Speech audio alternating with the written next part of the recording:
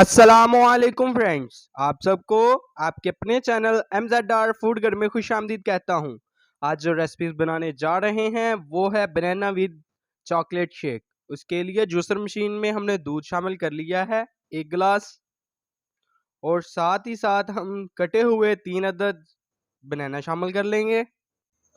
Video अच्छी लगी हो तो सब दोस्तों से गुजारिश करूँगा कि मेरे वीडियो को लाइक कर दें और दोस्तों के साथ शेयर भी कर दें।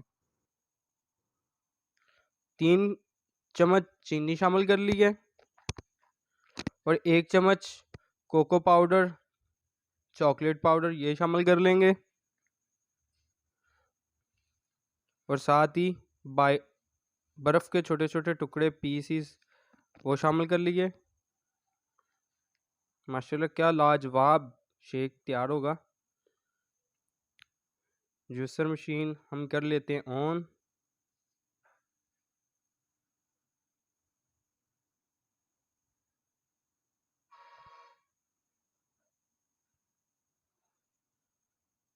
जी हमारा रेडी हो चुका है।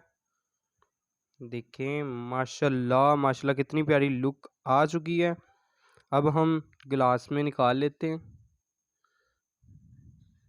माशाल्लाह बहुत ही लाजवाब तैयार होता है। आप भी घर में ज़रूर ट्राई करें, और गर्मियों में तो लाजवाब।